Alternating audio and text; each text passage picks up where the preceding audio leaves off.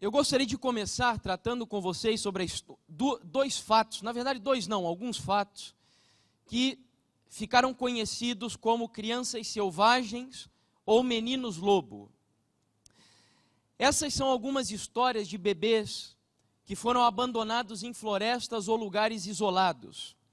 E durante o tempo que foram abandonados, esses bebês ficaram sem nenhum tipo de contato com os seres humanos. Quando foram encontrados, já estavam com idades um pouquinho mais avançadas, cerca de 6, 7, 8 anos de idade.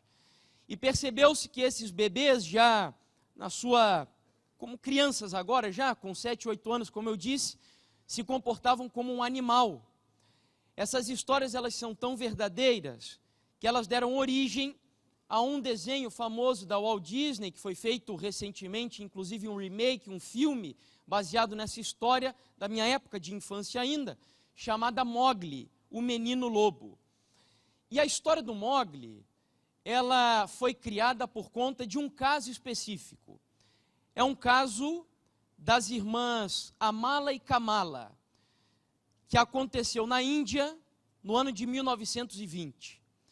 Quando elas foram encontradas, elas se alimentavam apenas de carne crua ou podre. E o caso delas era o mesmo das crianças que eu contei aqui anteriormente. Foram abandonadas desde bebês e elas tinham um comportamento animalesco. Não falavam absolutamente nada e apenas emitiam ruídos.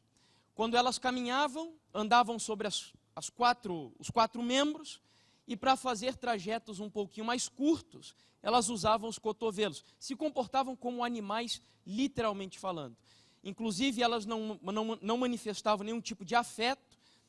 Os antropólogos dizem que a Kamala, que era a mais velha, se não me engano é isso, a Kamala, a mais velha, ela apenas chorou uma única vez quando a sua irmã mais nova, a Amala, faleceu.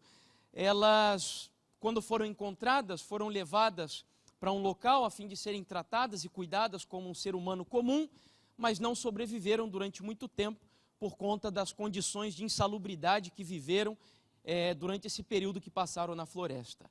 Eu tenho aqui algumas fotos do caso dessas duas irmãs, aqui eu não sei se foi exatamente quando elas foram encontradas ou já no local onde elas estavam ali acolhidas, mas perceba que elas dormiam exatamente como dormem os animais, e aqui a maneira como elas se alimentavam, aqui nós temos mais uma foto, e aqui uma imagem mostrando a forma como se comunicavam, emitindo ruídos quando queriam ir para algum lugar, se deslocar para um outro cômodo, por exemplo.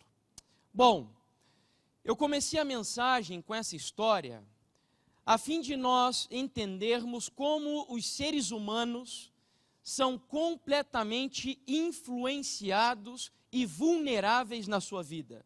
E eu poderia dizer que isso é algo tão absoluto que nenhum de vocês e eu, nenhum de nós que estamos aqui, na formação da nossa personalidade, nós não somos tão originais como de fato pensamos ser.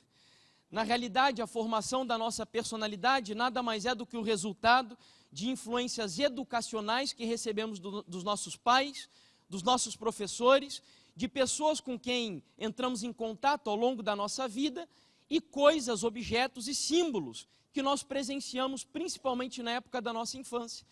Então, a formação da nossa personalidade no período de 2 a 7 anos de idade e na nossa adolescência, que é a reafirmação da personalidade desenvolvida na época de infância, nós somos o produto daquilo que nós contemplamos.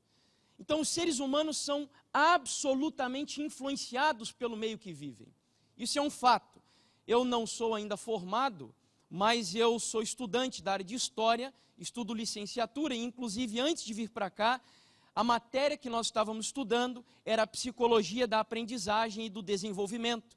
E eles trataram exatamente sobre isso que eu estou aqui falando para vocês. No século XVII, por exemplo, surgiu um filósofo muito conhecido chamado John Locke, e ele desenvolveria a teoria da tábula rasa. E o que é a teoria da tábula rasa? Que nós, quando nascemos, somos como uma folha de papel em branco, e que tudo aquilo que é impresso, tudo aquilo que é registrado nessa folha, influencia de maneira direta ou indireta a nossa vida. Aí você deve estar pensando, mas isso varia.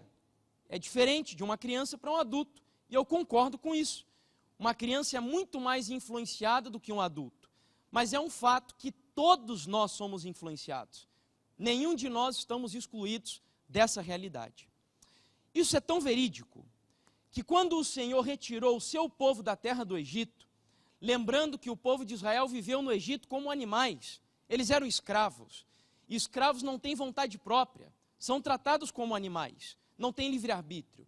E o Senhor, quando chama o seu povo para partir rumo a Canaã, sabendo que em Canaã eles iam entrar em contato com muitas culturas diferentes, o Senhor faz uma advertência de um pai que se preocupa com esse lado vulnerável das suas criaturas. E no livro de Deuteronômio, nós vamos encontrar esse texto que eu estou aqui mencionando para vocês. E o Senhor diz assim: quando entrares na terra que o Senhor teu Deus te der, não aprenderás a fazer conforme o quê? As abominações daqueles povos. Quando o Senhor usa a palavra abominações aqui, se você pega uma concordância bíblica e faça esse exercício, é muito interessante, porque o livro de Apocalipse, por exemplo, vai tratar de uma mulher prostituta cujo cálice é cheio de imundícias e abominações. Então nós precisamos entender que essa prostituta, essa mulher, essa grande Babilônia que domina o mundo na época que vivemos, ela também está embebedando as nações com essas abominações de Canaã. É lógico, eu sempre digo, que a roupagem ela muda, mas a essência da tentação é sempre a mesma. Satanás ele só adapta para o século 21 as suas tentações, mas a essência de cada uma delas é a mesma. Então, quando nós vamos à concordância e buscamos o significado, ou melhor, às vezes em que a palavra abominação aparece na Bíblia, você vai encontrar, por exemplo, que abominação é comer coisas imundas, você vai encontrar que abominação é falar mentira, você vai encontrar que abominação é praticar o adultério e o sexo fora do casamento, a homossexualidade, a fofoca.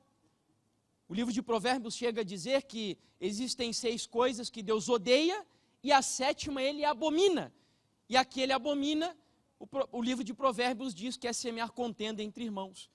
Então, quando o Senhor ele diz isso aqui, que você vê no livro de Deuteronômio, em outras palavras, era como se ele estivesse dizendo assim: quando entrares na terra que o Senhor teu Deus te der, não aprenderás a fazer conforme a cultura daqueles povos. Porque para os cananeus, praticar sexo fora do casamento era um fator cultural. O culto a Baal era regado ao, hoje é conhecido como swing, que é a troca de casais, sexo entre 3, 4, 5 pessoas.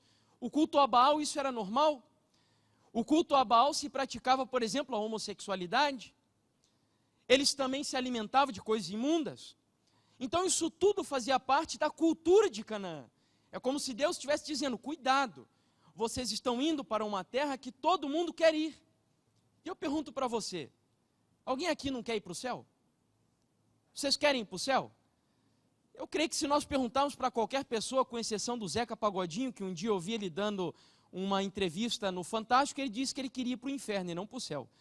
Mas, tirando ele, eu creio que a maioria das pessoas gostariam de ir para o céu. E por mais que todos desejem ir para o céu, essa caminhada rumo ao céu é perigosa. Porque no meio desse trajeto nós vamos nos deparar com pessoas que querem ir para lá, mas não querem viver de acordo com a lei do céu. E era exatamente o que acontecia aqui em Canaã. Todo mundo queria Canaã. Canaã era a terra que manava leite e mel, mas nem todo mundo estava adaptado com o estilo de Deus, com o estilo que Deus gostaria de vida para as pessoas que deveriam viver naquele local. Então aí o Senhor faz uma advertência: cuidado.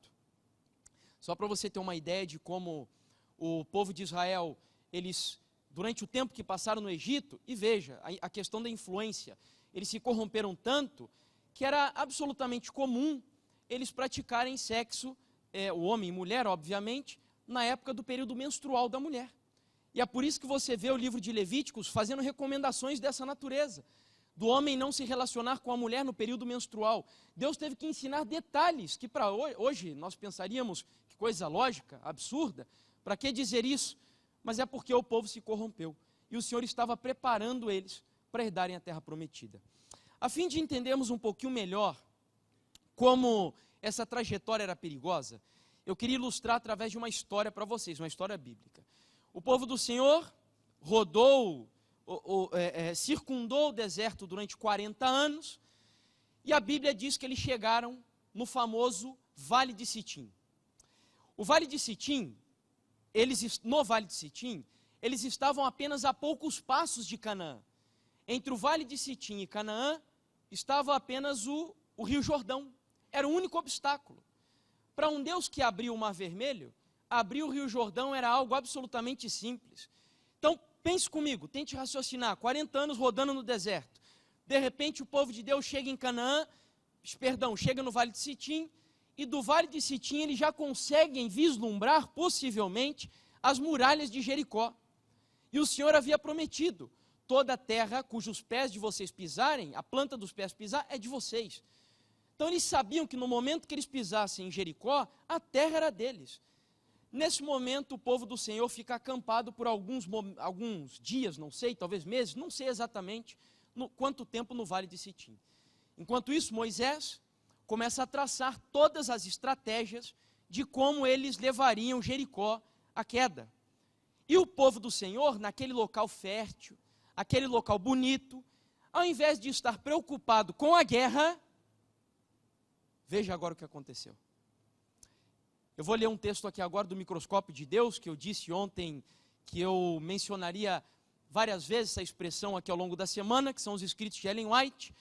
Eu recomendo a você que leia o capítulo inteiro. Eu vou ler apenas um parágrafo aqui. Quem tem o livro, é o livro Patriarcas e Profetas, no capítulo 41. E o texto diz assim, falando sobre o acampamento do povo de Israel no Vale de Sitim. Mas por entre aquele atrativo ambiente, encontraram um mal mais cruel do que poderosos exércitos de homens armados e animais ferozes do deserto. Aquele território, tão rico em vantagens naturais, tinha sido contaminado pelos seus habitantes, os cananeus. No culto público de Baal, a principal divindade, levavam-se constantemente a efeito as cenas mais degradantes e iníquas. De todos os lados, havia lugares que eram notados pela idolatria e o quê? Você sabe o que é licenciosidade? É imoralidade sexual, oferecendo os seus próprios nomes à sugestão da vileza e corrupção do povo. E o texto termina dizendo o seguinte: tal ambiente exercia uma influência corruptora sobre os israelitas. Suas mentes se tornaram tão familiares com os vis pensamentos constantemente sugeridos. Sua vida de comodidade e inação produziu seus efeitos desmoralizadores. E quase como, queridos? Quase como? Vamos falar isso mais alto. Quase como? Inconscientemente. O pecado, quando entra, ele entra de forma sutil. Estavam a afastar-se de Deus e chegando a uma condição em que seriam fáceis presas da tentação. Deixa eu tentar trazer esse cenário para você no século 21. O Vale de Sitim estava cercado de cinemas, cercado de televisões, cercados de outdoors, estavam cercados de mulheres e homens vestidos de forma com pouco pudor. E todo esse ambiente, embora não fosse uma cultura praticada pelo povo de Deus, esse ambiente foi de alguma forma entrando na mente do povo. Eles foram influenciados. Como eu disse, o culto público a Baal era um culto absolutamente imoral. Eles acreditavam, para você ter uma ideia, que a chuva era o sêmen do Deus Sol. E eles criam que quanto mais sexo se praticasse, mais o Deus Sol era instigado e então a chuva viria para regar a sua economia agrícola. Essa era a crença deles. É por isso, por exemplo, que o profeta Elias profetizaria, dizendo que o Deus verdadeiro faria com que ficasse 3 anos e meio sem chover em Israel. Porque o próprio povo de Israel passou a acreditar nessa cultura e religião babilônica, ou melhor, Baalim, dos cananeus, crendo que era Baal quem mandava o seu sêmen para regar o solo e fazer com que as suas plantas crescessem. Então era isso que eles criam. Vocês já ouviram falar dos lugares altos na Bíblia? Já ouviram essa expressão, lugares altos? Eles criam que quanto mais alto estivesse, mais próximos do sol. E é por isso que eles dedicavam esses lugares altos como lugares de culto a Baal. E eles praticavam os seus cultos, sexo, homossexualismo, swingers, nesses lugares. Porque eles criam que quanto mais perto do sol, mais o sol era sensível a responder às suas orações. Então, em Canaã, o povo do Senhor ia encontrar isso. O povo do Senhor ia encontrar novelas promovendo o adultério. O povo do Senhor ia encontrar filmes promovendo a homossexualidade. O povo do Senhor ia encontrar, por exemplo, famílias cuja mentira seria normal. E o Senhor advertiu, tenha cuidado. Porque apesar de vocês encontrarem isso ali, isso é abominação para mim. Não é a cultura que eu quero que vocês sigam. Só que, infelizmente, queridos, o povo do Senhor não prestou tanta atenção na advertência de Deus. E sabe qual foi o resultado? Lembra do que eu disse? Eles estavam a poucos passos de chegar em Canaã. Era uma multidão de pessoas que estavam a poucos passos de serem salvos, de herdarem a terra prometida. Mas nas fronteiras de Canaã terrestre, o diabo faria o seu último ataque contra a igreja judaica antes de entrar na terra prometida. E o ataque dele foi tão efetivo. Abra sua Bíblia no livro de Números, capítulo 25, e veja qual foi o resultado desse ataque sutil, desse ataque cultural de Satanás. Números, capítulo 25, versos 1 até o 3.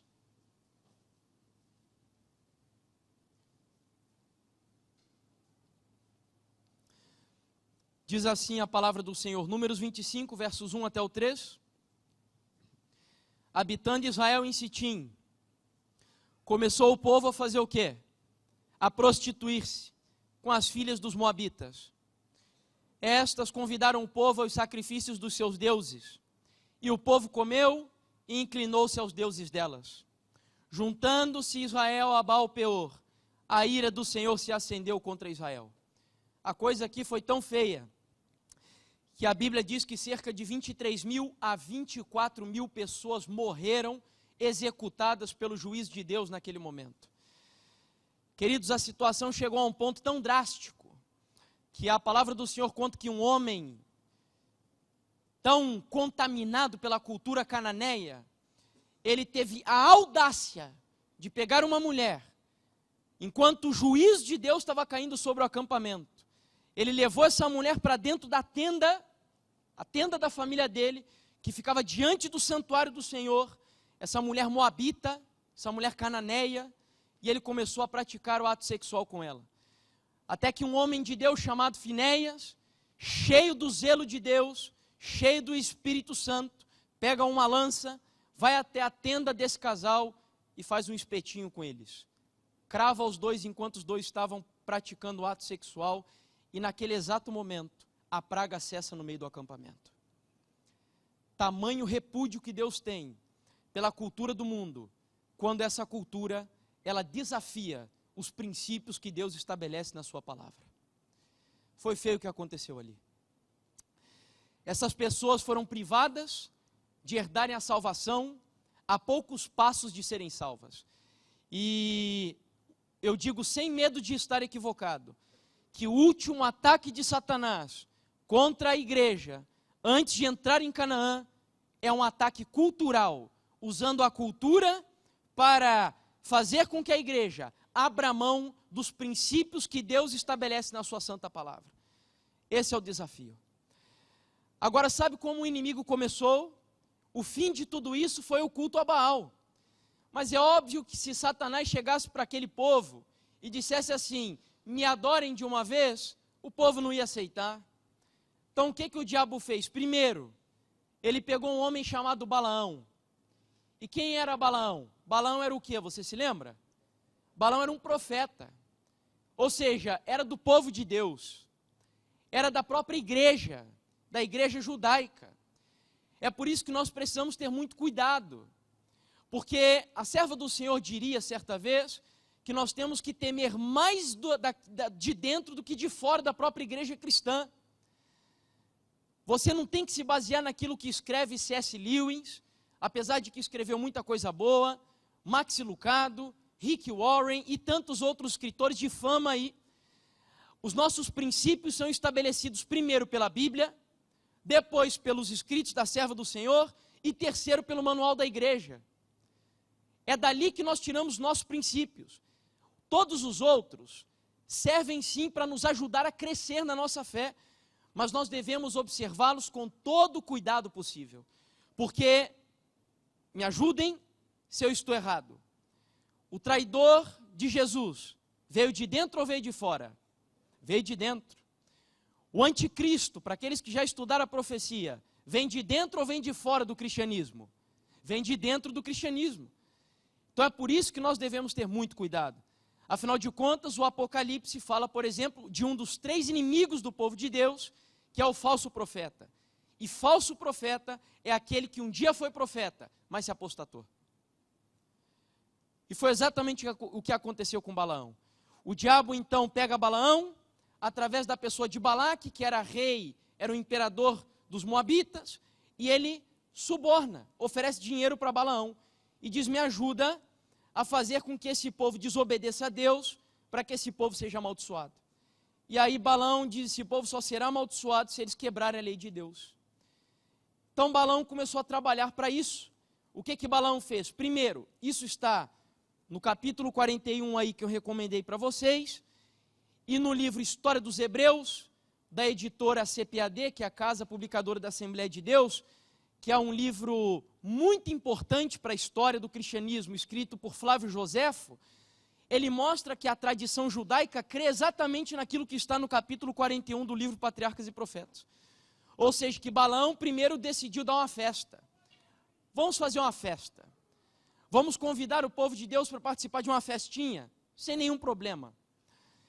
Nessa festa, vamos oferecer para eles um pouquinho de vinho. Quando eles já estiverem embriagados, vamos convidá-los para dançar. E eles vão dar vazão agora às suas paixões carnais. Quando eles derem vazão às paixões carnais, nós oferecemos para eles as mulheres.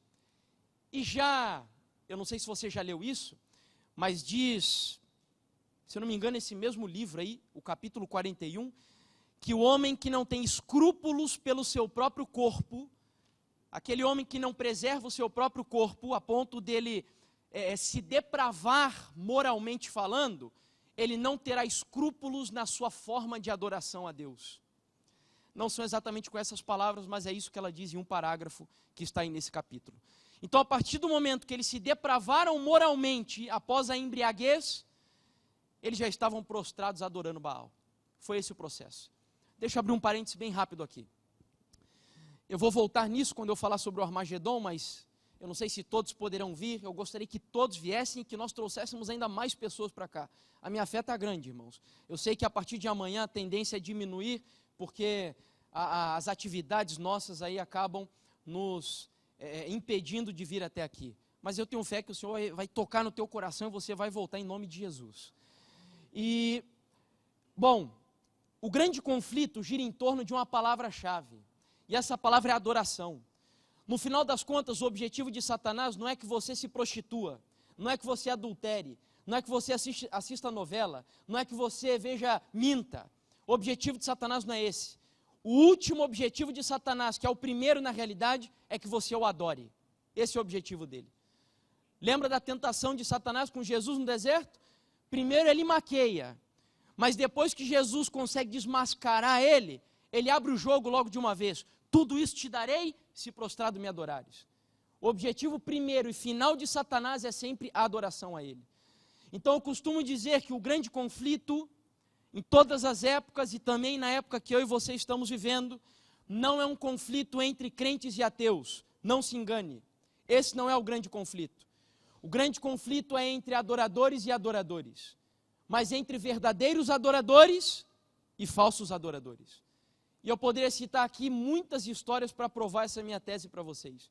A primeira delas, que é o primeiro grande conflito que acontece no planeta Terra, aconteceu entre dois adoradores, mas um verdadeiro e um falso. Qual era o nome deles? Caim e Abel. Estou falando alguma heresia aqui? Os dois eram ou não eram adoradores? Os dois eram adoradores. Os dois levantaram altares, mas um era verdadeiro adorador e o outro era falso adorador. Então o objetivo aqui do inimigo era esse: perverte culturalmente, e através da cultura eles vão chegar a um ponto que eles vão perder tanta noção do certo e do errado. Amanhã nós vamos falar sobre isso, o relativismo e o pluralismo. Esse vai ser o nosso tema de amanhã, que é a perda da noção de verdades absolutas. E agora não existe mais o certo e o errado. Não existe mais diferença entre o santo e o profano. É tudo a mesma coisa. O que decide o que é bom e o que é mal, no final das contas, sou eu. É a minha educação, a minha cultura. Eu sou o absoluto, na verdade, que decido o que é certo e o que é errado. Terrível isso. E nós vemos essa ideia inserida aqui. Bom, eu fiz um comentário aqui para vocês que isso nos leva a um breve parênteses, mais um que eu preciso abrir aqui no nosso tema. Eu comentei que a guerra que aconteceu no Vale de Sitim é uma guerra entre princípios de Deus e cultura do mundo. E eu preciso que você entenda muito bem a diferença entre o que é um princípio e o que é uma cultura. A gente vai definir isso aqui para você nunca se esquecer. Então, primeiro, o que é um princípio? Essa definição foi dada pelo doutor Paulo Cândido na revista Adventista do mês de março do ano de 2017, e ele disse o seguinte: que princípio são as revelações de Deus a todas as pessoas e transcende tempo e espaço, história e geografia. Ou seja, princípios bíblicos são aplicáveis a todas as pessoas, em qualquer tempo histórico e em todos os lugares. Amém? Você conseguiu entender? Em síntese, princípio é universal. Não importa onde você nasceu, não importa quem é o teu pai e a tua mãe, não importa nada. Princípio é universal. Vou citar um exemplo. Alguns exemplos aqui para você. A Bíblia tem princípios sobre vestuário, sim ou não? Eu não estou entrando aqui no mérito da saia e da calça, não é isso. Mas a Bíblia tem ou não tem princípios sobre o vestuário, sim ou não? E os princípios de vestuário na Bíblia são pudor, decência e modéstia. Certo? Ah, mas eu moro em um local que é muito quente, e aí eu subo o tamanho da saia ou do vestido, e aumento o decote porque é muito calor.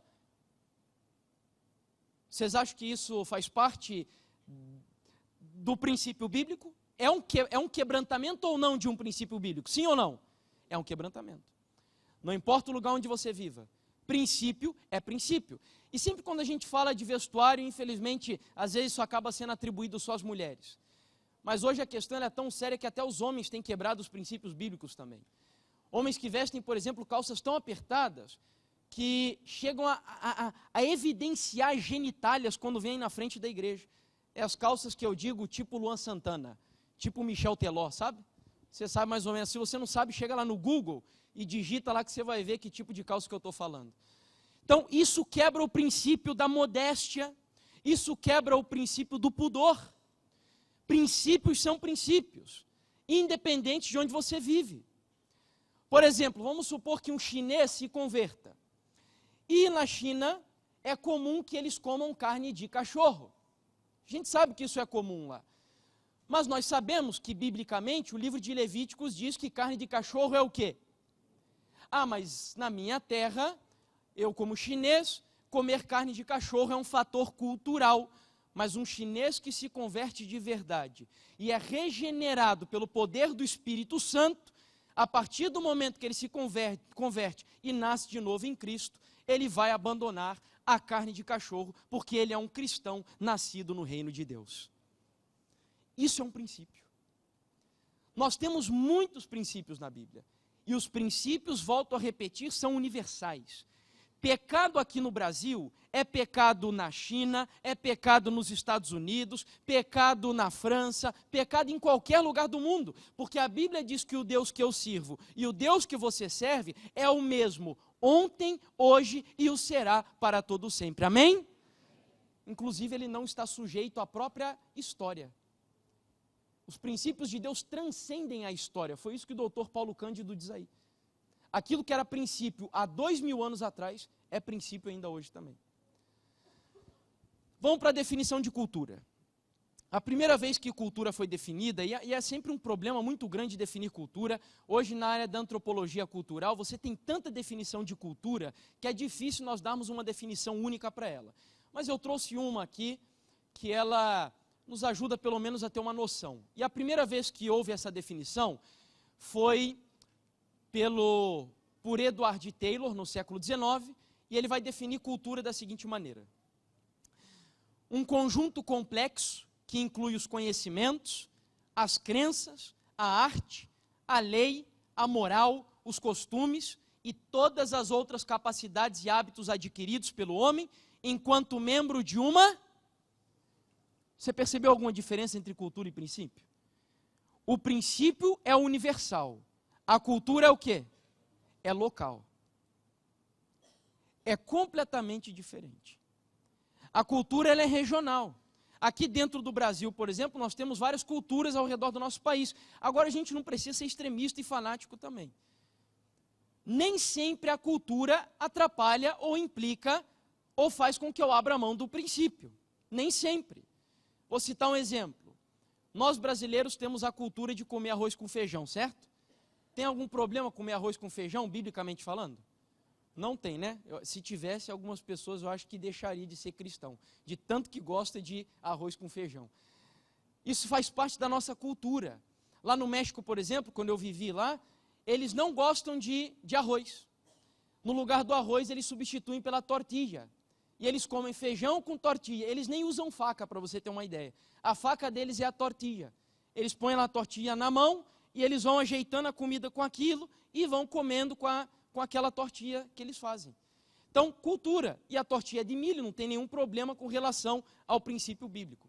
Então, nem sempre a cultura vai afetar o princípio. Mas quando a cultura afeta um princípio, eu queria usar uma paráfrase para você entender aqui o que eu estou querendo dizer. Lembra daquela frase de Pedro, em Atos capítulo 5, verso 29, se eu não me engano?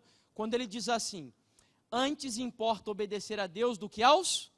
Aí a paráfrase que eu vou fazer é a seguinte: antes importa obedecer ao princípio do que a... É isso que ele quis dizer naquela frase. Entendeu? O princípio vem sempre em primeiro lugar. E o que define um princípio mesmo que eu falei? O que define o princípio? Esqueceram já?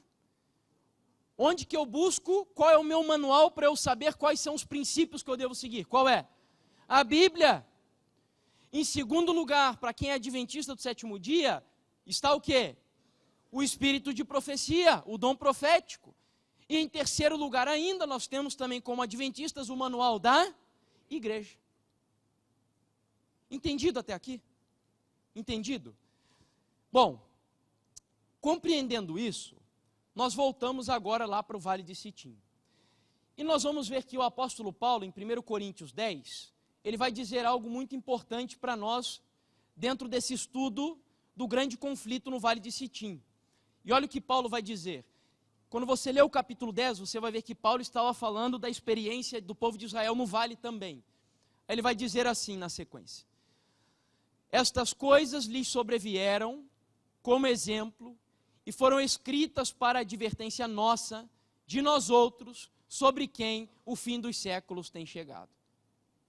Aí eu pergunto, porque agora eu preciso saber disso sinceramente, porque senão o decorrer do estudo não vai servir para você. Quem acredita de todo o coração que nós estamos vivendo no fim dos tempos e que muito em breve os nossos olhos verão o nosso Salvador Jesus voltando sobre as nuvens do céu em poder e grande glória, diz um maranata bem forte aí. Amém. Ora vem, Senhor Jesus. Amém. Então acho que dá para a gente seguir, né? Se você acredita que você vive no fim dos séculos, Paulo foi inspirado por Deus aqui dizendo assim, olha, tudo que você estudou agora, que aconteceu no Vale de Sitim, é uma advertência. Porque você é ser humano, eu sou ser humano. O meu coração e o teu coração é o mesmo daquele povo. Quando nós estudamos a história da humanidade é cíclica. A gente sempre volta para o mesmo lugar. Salomão diria isso, no livro de Eclesiastes, que nada há de novo debaixo do... E por quê? Porque os seres humanos sempre pensam da mesma maneira. Porque são carnais, têm o coração inclinado ao pecado. Então a gente sempre acaba seguindo o mesmo rumo. Aí Paulo vai dizer, cuidado, estude essa história, mas essa história é uma profecia. E não bastasse o apóstolo Paulo, no microscópio de Deus, no livro Patriarcas e Profetas, lá no capítulo 41, olha o que ela vai dizer. Aproximando-nos do final do tempo, ao achar-se o povo de Deus nas fronteiras da Canaã celestial, Satanás redobrará, como fez antigamente, os seus esforços para os impedir de entrar na boa terra. Em nome de Jesus, o diabo está repreendido. Em nome do Senhor Jesus, irmão. Sabe o que esse texto, apesar de ser um texto que me preocupa, esse texto ele me enche de ânimo e de esperança. Sabe por quê?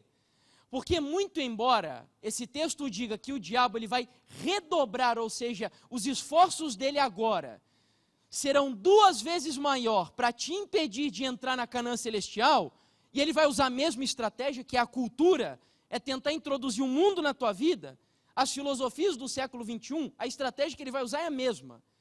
Como eu disse no princípio, embora ele venha com força dobrada, louvado seja o Senhor, que nos concedeu o poder do Espírito Santo de maneira dobrada para a gente vencer a Satanás no grande conflito. E como que se chama essa promessa de Deus? Chuva o quê? Chuva serôdia. Amém, irmãos? Louvado seja o Senhor. Então, o Senhor, ele nos preparou completamente para esse conflito. Ele não nos deixou desguarnecido. Quem esteve aqui ontem pela manhã, nós vimos o último texto, dizendo que os 3 poderes da divindade estão operando, estão ao leme da igreja, e que eles levarão a igreja até o fim, e que a igreja triunfará em nome do Senhor Jesus. Ele prometeu isso. Mas nós precisamos conhecer as estratégias dele. Diz o famoso livro Sun Tzu, A Arte da Guerra, que foi um filósofo, estrategista de guerra chinês. Ele diz que um dos fatores importantes para você ir para uma guerra é você conhecer as estratégias do inimigo e as tuas estratégias também. Se você conhece as estratégias do inimigo, mas você não tem a tua estratégia para vencer a guerra, você tem 50% de chance de ser derrotado. E o contrário também é verdadeiro. Então essa semana nós vamos estudar as estratégias dele. Amanhã eu vou citar de maneira mais especial, vou explicar para vocês o que é o fundamentalismo, o relativismo, o pluralismo e etc. O ecumenismo, que são as armas que ele está usando. E na sexta-feira nós vamos estudar qual é a arma que Deus deu para mim e para você vencer o diabo no grande conflito. Nós temos uma arma especial. Bom,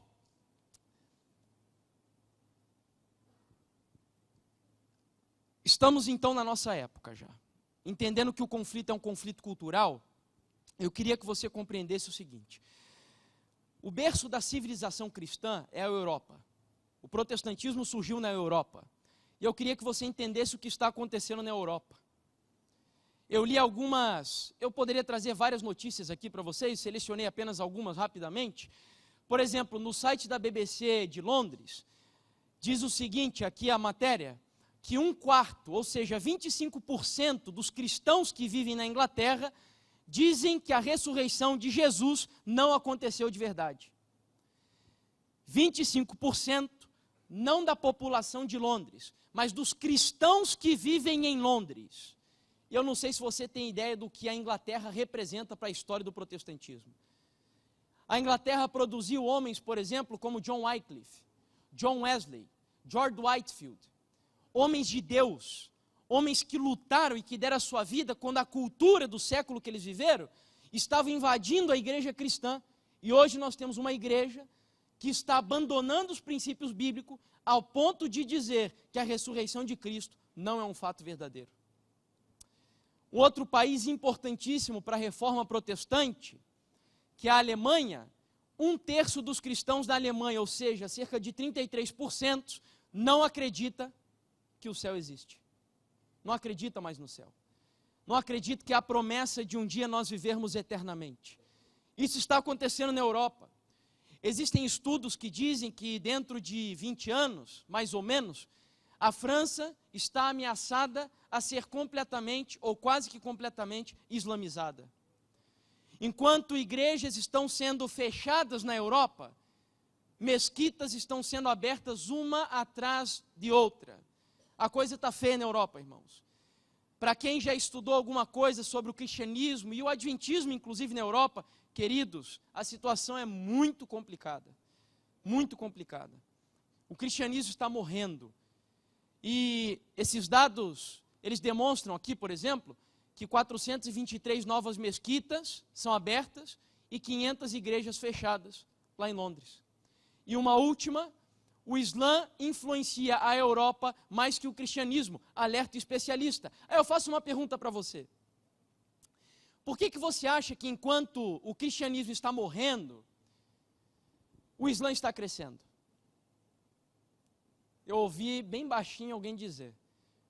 Você já viu como que um muçulmano adora a Deus? Alá, o Deus deles? Vocês já viram? Vocês já viram como que uma família muçulmana educa os filhos deles? Já viram isso? Eles levam a sério a religião deles. Eles levam a sério os princípios deles. Eu não estou dizendo aqui que eu e você devemos matar pelos nossos princípios. Mas eu estou querendo dizer sim, que nós devemos em nome de Jesus morrer por aquilo que nós cremos. É isso que eu estou querendo dizer para você aqui nessa noite. Queridos, a situação do cristianismo, aí alguns daí poderiam dizer, tanto na Europa como nos Estados Unidos é feia. Aí alguns diriam assim, mas aqui no Brasil, graças a Deus, o cristianismo está crescendo. Mais de 30% da população aqui no Brasil hoje é protestante. Se nós voltássemos a cerca de 20, 30 anos atrás, 98% da população era católica. Aí alguns dizem, olha que beleza, que bênção. O protestantismo está crescendo aqui no Brasil. E eu te digo sem medo de estar equivocado, e amanhã eu vou provar isso para você, que o cristianismo que cresce aqui no Brasil não é o cristianismo bíblico. O Deus que está sendo adorado aqui no Brasil não é Jeová, não é Javé, não é o Messias prometido e que veio há 2000 anos atrás. É Mamon, é Moloque, é Dagon, é Baal, mas não é o Deus bíblico. Por causa da teologia que vem sendo ensinada pelo cristianismo aí fora. Ou seja, o mundo, o século está invadindo a igreja, enquanto isso, uma outra religião está predominando e suprindo no coração das pessoas aquilo que elas precisam. Eu não sei quantos já leram aqui a psicologia, o que diz Viktor Frankl, e eu não tenho tempo de tratar sobre ele aqui, mas Viktor Frankl, que é um psicólogo pouco reconhecido pela academia, ele desenvolveu um método de cura mental e psicológica que se chama logoterapia. Ele foi um judeu que foi enviado para um campo de concentração na época da Segunda Guerra Mundial. E esse homem, ele conseguiu sair de lá. E ele, como um psicólogo, ele começou a observar o comportamento de algumas pessoas que estavam nesses campos. E quando ele saiu, ele desenvolveu esse método psicológico, depois de fazer alguns estudos e algumas pesquisas, que diz que pessoas que vivem sem sentido de vida são pessoas que estão fadadas a todos os dilemas psicológicos que estão ameaçando e destruindo as pessoas que vivem no século XXI. Depressão, esquizofrenia, estresse e suicídio. Sentido de vida. É isso que as pessoas precisam. E como o cristianismo não está oferecendo mais isso para as pessoas, porque é a teologia da prosperidade, é cura, ou seja, o cristianismo se tornou hoje completamente existencial, ou seja, se resume a resolver os problemas da terra apenas, e não se preocupam mais em fazer promessas celestiais. O cristianismo está morrendo. Porque as pessoas não têm mais sentido, de fato, de vida, esperança no céu. Isso é terrível. É a guerra que nós estamos enfrentando. E para a gente ir rumo à conclusão aqui do nosso tema, me permitam agora me dirigir de forma um pouquinho mais direta aos meus irmãos da minha igreja adventista do sétimo dia. A nossa igreja talvez, e eu e você que somos adventistas, isso vai servir para vocês outros aqui também, tá? E amanhã, principalmente, nós vamos falar mais sobre isso, sobre a diferença, por exemplo, dos assembleianos há 20 anos atrás e de hoje, por que houve tanta mudança, e de todas as outras igrejas.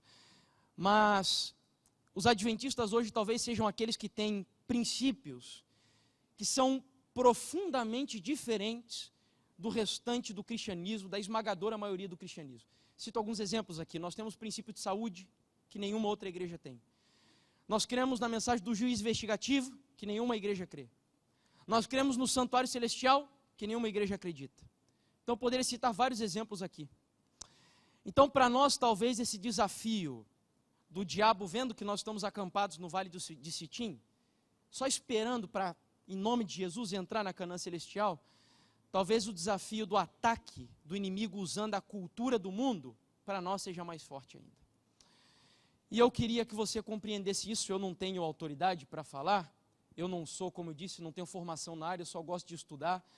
Então eu trouxe algumas pessoas da nossa igreja, que são homens de autoridade, homens de Deus, e que têm manifestado essa preocupação, e há muito tempo atrás.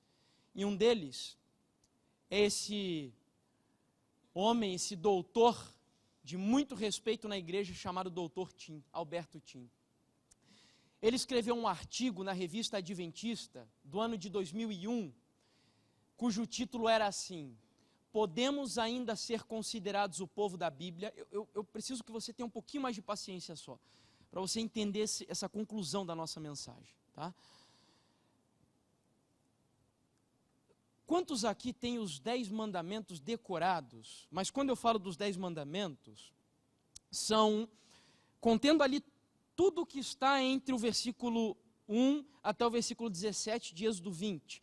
Por exemplo, não só o não farás para ti imagem de escultura, mas tudo que está escrito ali. Quantos têm os 10 mandamentos decorados dessa maneira? Levante a mão bem alto, por gentileza. Você que, permaneça com a mão erguida. Você que não, dá uma olhadinha para trás aí na igreja. Nós temos aí, talvez umas, vamos colocar alto para ajudar, 10 mãos erguidas, pode baixar, muito obrigado, umas 10 mãos erguidas. Estamos em quantos aqui hoje? Umas 100 e poucas pessoas, talvez? Mais umas 200 pessoas. Ok, temos algumas visitas, vamos colocar que estamos nos 150 adventistas, 140 adventistas. Um dos primeiros missionários adventistas que ele cita nessa matéria, que eu já vou ler aqui um pouquinho dela para você, foi Andrews. Foi o primeiro missionário adventista enviado para o exterior, na Europa, na Basileia. Quando perguntaram para Andrews se caso a Bíblia se perdesse, se ele poderia reproduzir a Bíblia de memória, ele disse assim: o Antigo Testamento não. Mas se o Novo Testamento se perdesse, eu poderia reproduzi-lo por inteiro, palavra por palavra. Podemos ainda ser considerados o povo da Bíblia? Foi a pergunta do Dr. Tim ali nessa matéria. E vamos seguir agora a leitura. Estudos sociológicos da religião têm demonstrado que os movimentos religiosos surgem normalmente com o propósito de fazer o quê? Reformar a cultura na qual existem. Mas no segundo século de sua existência, depois que falecem, que morrem os pioneiros e aqueles que os conheceram, esses mesmos movimentos tendem a perder a sua... Essa é a nossa guerra hoje. E a ser reabsorvidos pela própria cultura que originalmente tensionavam reformar.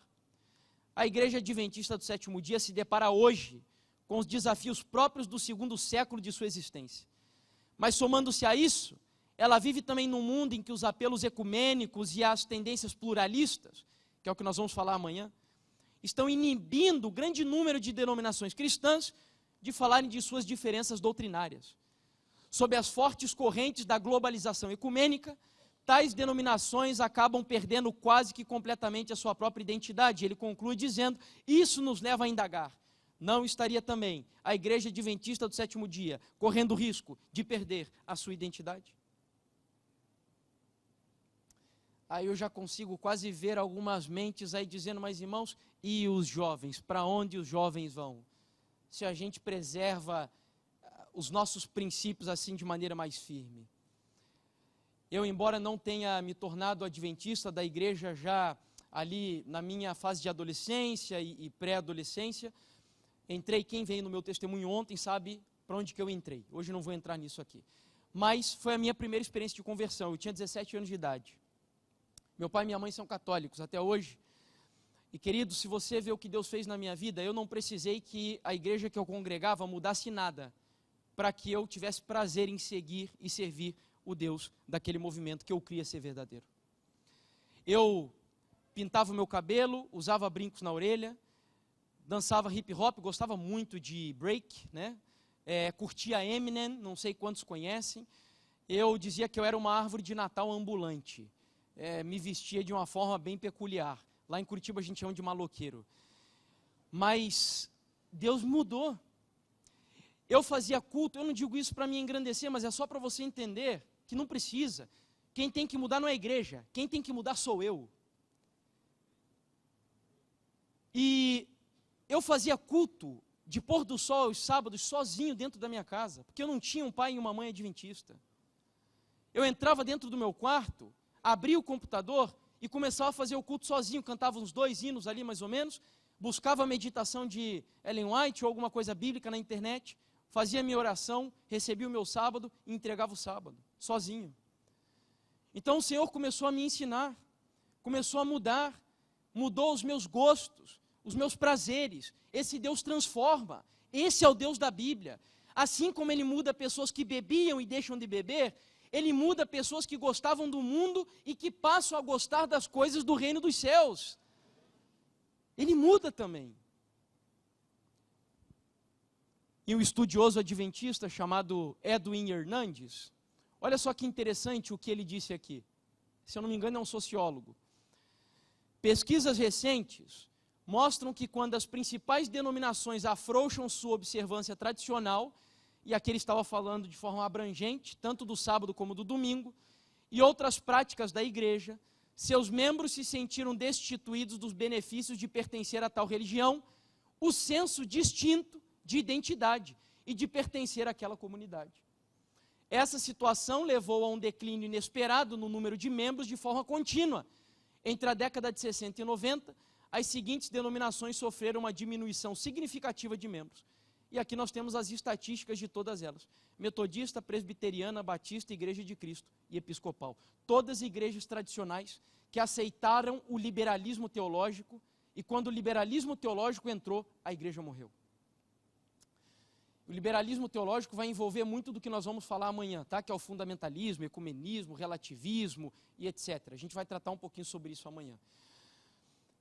Bom, e eu concluo com uma história muito curiosa. Esse material aqui foi escrito na revista Diálogo, que é uma revista que ela é veiculada no meio universitário adventista.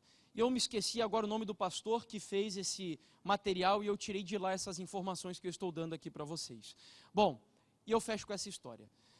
No ano de 1972,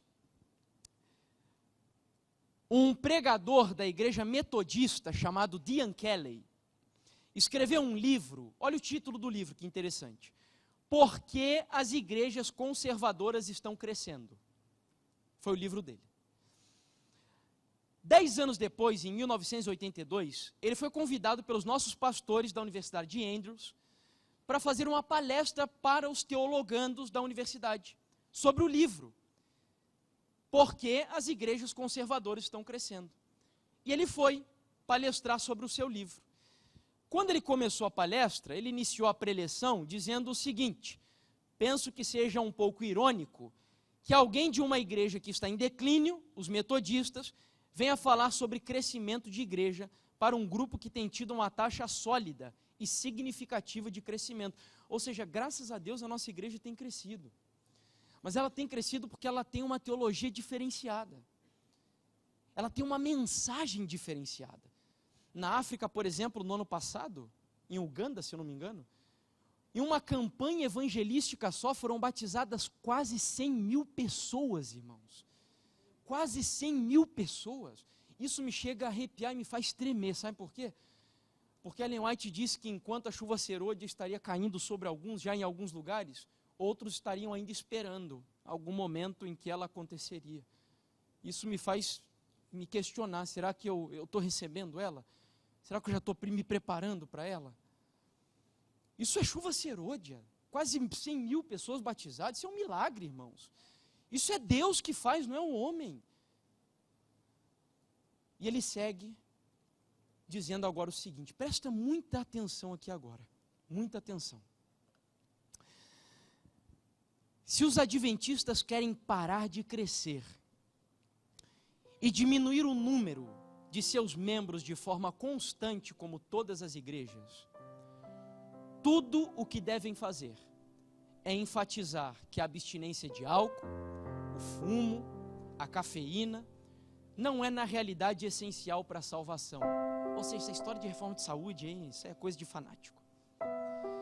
Devem salientar também que o vegetarianismo não é afinal tão relevante e que o lava-pés é algo meio ultrapassado. Devem reconhecer ainda que o dízimo, assim como outros fatores já mencionados, podem ser uma forma de justificação pelas obras. E ele termina dizendo assim, eu quase não posso mencionar isso. Introduzir a ideia de que se pode observar tanto o domingo como o sábado. Olha, Deus levou as pedras para falar para a gente. O que esse homem está querendo dizer? Se vocês querem matar a igreja de vocês, basta abrir mão do quê? Dos princípios que Deus colocou sobre essa igreja. Meu irmão e minha irmã, esse movimento, e eu me dirijo não só aos adventistas agora, mas ao protestantismo, desde a época da Reforma Protestante. O movimento protestante tem a digital do nosso Deus Todo-Poderoso. Foi Ele que começou esse movimento, não foi o homem. Sabe, eu li uma vez um texto de um escritor brasileiro, provavelmente não seja nenhum cristão, mas esse homem chamado Boaventura de Souza Santos, ele disse assim, olha que interessante, que profunda essa frase dele. As pessoas têm o direito de serem iguais, sempre que a diferença torna essas pessoas inferiores. Contudo, tem também o direito de serem diferentes, sempre que a igualdade colocar em risco a sua identidade. Nós somos o sal da terra. Deus nos colocou aqui com esse propósito. Olha, eu poderia concluir esse sermão citando muitos exemplos bíblicos aqui para vocês, inclusive de jovens. Eu me lembro até hoje o dia que o Senhor colocou no meu coração e eu comecei a tirar tudo aquelas joias que eu utilizava, e colares e anéis, e joguei para dentro do meu armário e disse, Senhor, acabou a partir de hoje. Deus tem exemplos, inclusive de jovens na Bíblia, que viveram em culturas caídas, como Daniel, que viveu em Babilônia, com 17 anos de idade, e ele permaneceu fiel, meu irmão e minha irmã. E esses homens eram homens como eu e você. Mas sabe qual foi a diferença? É que esses homens foram possuídos do Espírito de Cristo Jesus. A Bíblia diz, ela diz isso para mim e para você. Tende em vós o mesmo sentimento que houve também em Cristo Jesus. Tende o mesmo sentimento, porque ele, sendo em forma de Deus, não usurpou o ser igual a Deus. Ele se humilhou, desceu até a forma de servo, e não bastasse se fazer um ser humano, ele morreu como o pior ser humano do planeta Terra, crucificado no Calvário, sendo fiel até a morte, e morte de cruz. Queridos, chegou a hora da gente, olha, eu fico triste, porque nós temos tirado textos de um contexto fantástico. O texto que o apóstolo Paulo diz assim, que aquele que confessa a Cristo com a sua boca, esse está salvo. E isso é verdade, isso é bíblico. Mas nós temos tomado esse texto e dito assim, você confessa Jesus, e a pessoa diz, eu confesso, eu creio. E nós temos enganado essas pessoas, dizendo, então você já está salvo. Irmãos, o contexto não era esse. O contexto desse texto foi escrito na Epístola aos Romanos, onde pessoas, quando confessavam a Jesus, eles eram intimados pelos soldados pretórios, os romanos, a confessarem a César como Deus deles. E se eles confessassem a Jesus, sabe o que acontecia com eles? Sabe o que acontecia com eles? Eles morriam. Eles eram jogados nas arenas para serem mastigados pelas feras. Eles eram jogados em caldeiras de óleo fervendo para serem consumidos ali. Homens que viveram em culturas caídas, mas que pela graça e pelo poder de Jesus foram fiéis aos princípios da palavra de Deus. Sabe, eu tenho quase sido impelido a fazer uma oração clamando a Deus, dizendo: Senhor, acende as fogueiras de novo, Senhor. Acende as fogueiras de novo, Senhor. Porque parece que quando a igreja ela é afligida, é perseguida, é quando nós somos mais fiéis ao Senhor. E esse comodismo do Vale de Sitim está nos matando. Mas em nome de Jesus chegou a hora da gente mudar essa história. Você não pode sair dessa semana da mesma maneira. Não pode, irmãos. E orem por mim também, segurando. E eu termino lendo um texto, o último texto para você. Um texto que diz assim: quando a religião de Cristo for mais desprezada, quando sua lei mais desprezada for, então deve o nosso zelo ser mais ardoroso e nosso ânimo e firmeza mais inabaláveis. Permanecer em defesa da verdade e da justiça quando a maioria nos abandona. Ferir as batalhas do Senhor quando são poucos os campeões. Essa será a nossa prova. Naquele tempo, devemos tirar calor da frieza dos outros, coragem de sua covardia e lealdade da sua traição. Que em nome do Senhor Jesus, isso seja uma realidade na minha e na tua vida.